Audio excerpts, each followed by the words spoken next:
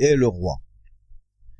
Qu'est-ce qu'être roi de France au XXIe siècle pour un homme de chair et de sang, pour un père de famille, un homme qui fait vivre sa famille par son travail et qui n'a pas à affronter le jugement de l'opinion publique et de l'histoire?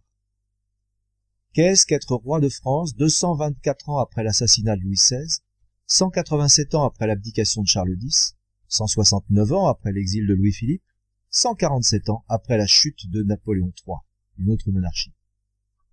Brouillé par l'histoire, compliqué par le temps et les intérêts particuliers, la question de la légitimité dynastique à laquelle s'ajoute l'éloignement des princes capétiens de la vie politique ne permettrait pas à l'un d'entre eux de venir devant vous tout de go et se présenter comme le roi inconnu.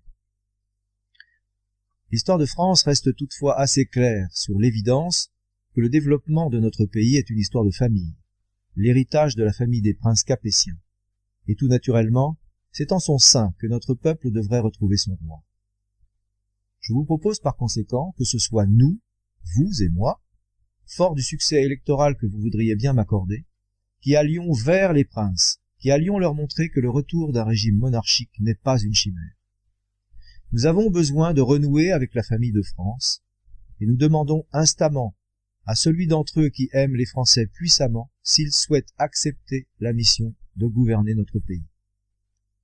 C'est ainsi que j'affirme que c'est à vous, citoyens des Hauts-de-Seine et de France, qu'il revient d'écrire la plus belle page de l'histoire de France en 2017.